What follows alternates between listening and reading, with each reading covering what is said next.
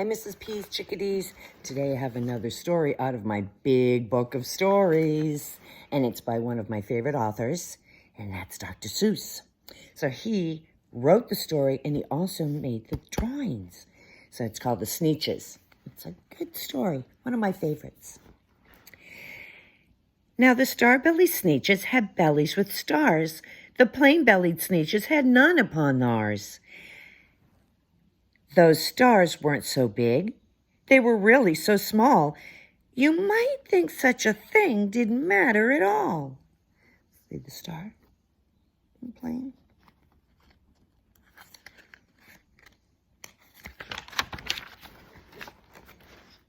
Here they are.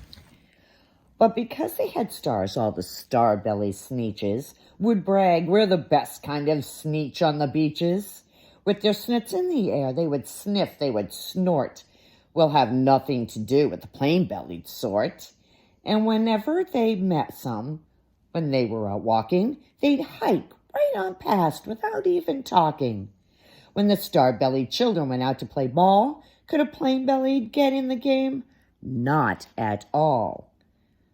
When the star-bellied Sneetches had frankfurter roasts, or picnics, or parties, or marshmallow toasts, they never invited the plain-bellied Sneetches. They left them out cold in the dark of the beaches.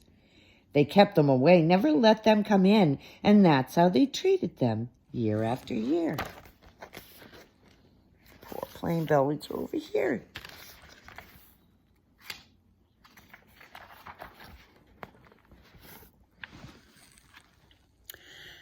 Then one day, it seems, while the plain-bellied Sneetches were moping and doping alone on the beaches, just sitting there wishing their bellies had stars, a stranger zipped in the strangest of cars. "My friends," he announced in a voice clear and keen, "my name is Sylvester McMonkey McBean, and I've heard of your troubles. I've heard you're unhappy, and I've heard... but I can fix that. I'm the fix-it-up chappie. I've come to help you. I have what you need, and my prices are low, and I work at great speed, and my work is 100% guaranteed." Guaranteed means it's going to work.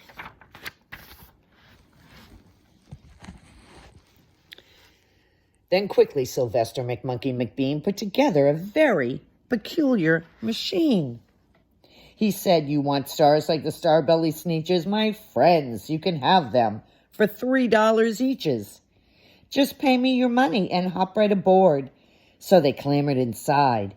Then the big machine roared. And it clunked, and it bonked, and it jerked, and it burked. And it popped them out about. But the thing really worked. When the plain-bellied Sneetches popped out, they had stars. They actually did. They had stars upon theirs. So here they are with plain bellies. Boop, they're getting popped out with stars. Wow.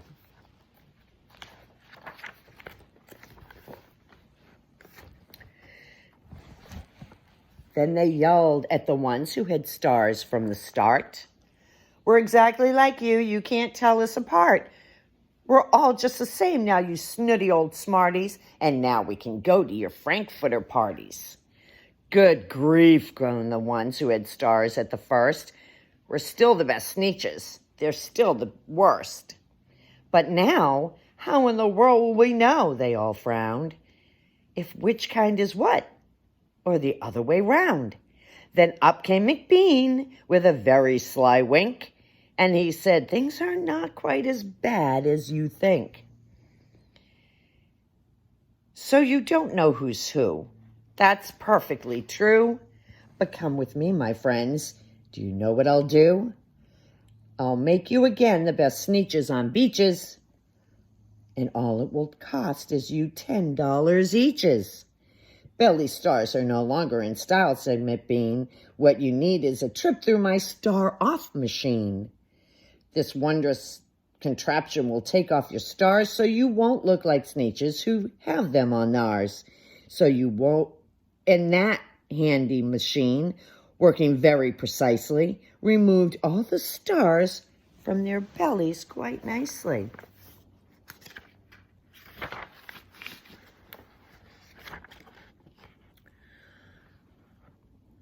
Then, with snits in the air, they paraded about, and they opened their beaks and they let out a shout. We know who's who. Now there isn't a doubt. The best kind of sneetches are sneetches without. Then, of course, those with stars all got frightfully mad.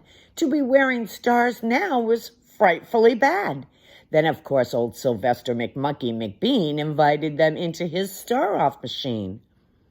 Then, of course, from then on, as you can probably guess, things really got into a horrible mess.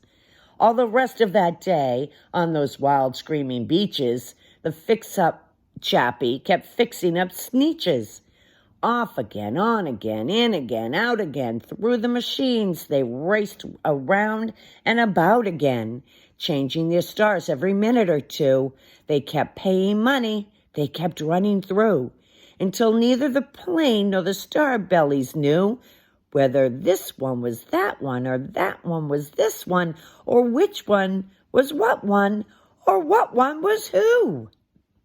Then, when every last cent of their money was spent, the fix-it-up chappie packed up and he went, and he laughed as he drove in his car up the beach. They'll never learn. No, you can't teach us, Sneetch.